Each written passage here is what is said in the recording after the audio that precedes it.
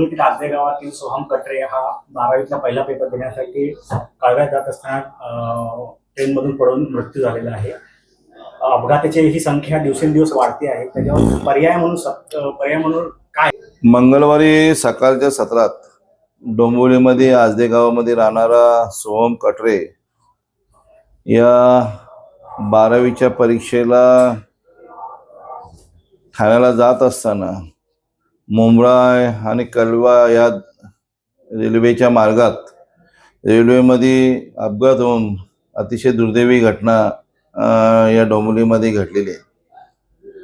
आणि सतत कधी ना कधी ह्या रेल्वेमध्ये अनेक या मुंब्रा भागामध्ये असेल, कळवा भागामध्ये असेल, अनेक डोंबिवलीमधील विद्यार्थी असेल, महिला असेल, या मोठ्या गर्दीचा सामना करावा लागतो आणि त्यामुळे काही ठिकाणी अपघात होत असतात.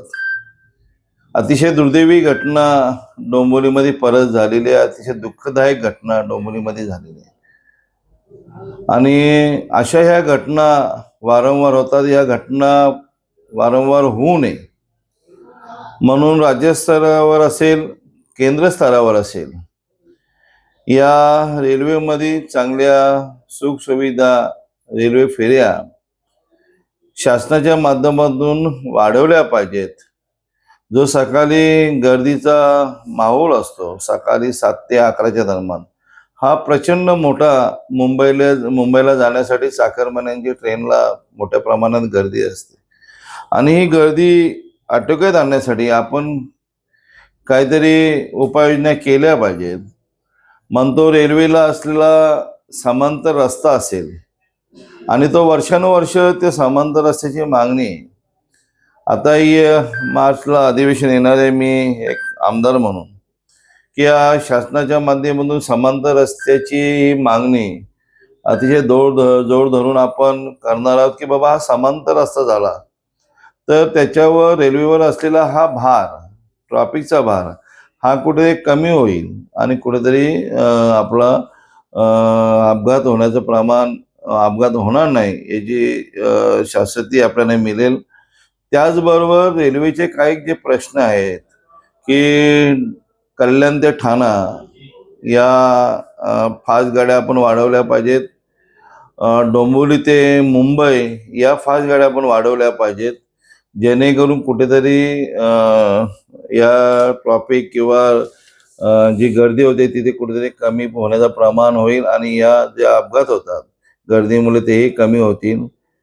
KDMC कडे पण आपण एक मागणी करणार आहोत की डोंबिवली पश्चिम येथून जेव्हा मानकुली आपला ब्रिज झालेला आहे, त्या डोंबिवली ते ठाणा या बस जर KDMTने चालू केल्या तर तोही रेल्वेवर असलेला भाग कमी होण्याची शक्यता आहे आणि त्याही बस आपण वाढवल्या पाहिजेत.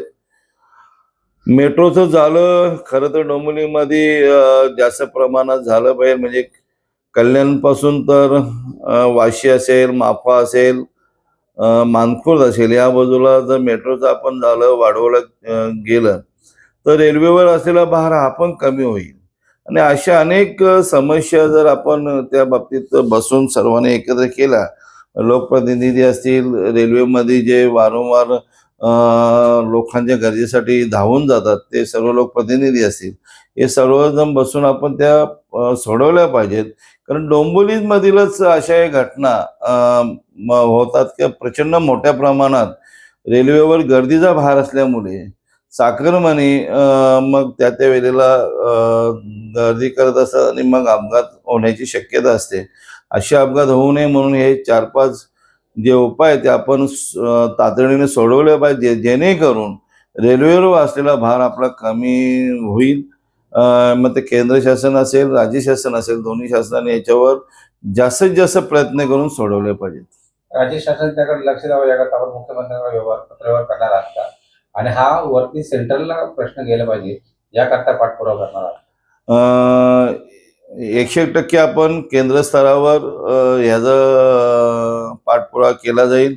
आपले खासदार श्रीकांतजी शिंदे साहेब असतील, आपले खासदार सुरेश म्हात्रे साहेब असतील, बाल्या मामा यांच्या माध्यमातून, का दोन्ही हे खासदार यांच्या माध्यमातून जे जे केंद्र शासनाच्या माध्यमातून असलेले रेल्वेचे प्रश्न आहे हे तातडीने कसे सोडवता येतील याच्याकडे बारकाईने लक्ष लावून आपण ते प्रश्न मांडले जातील.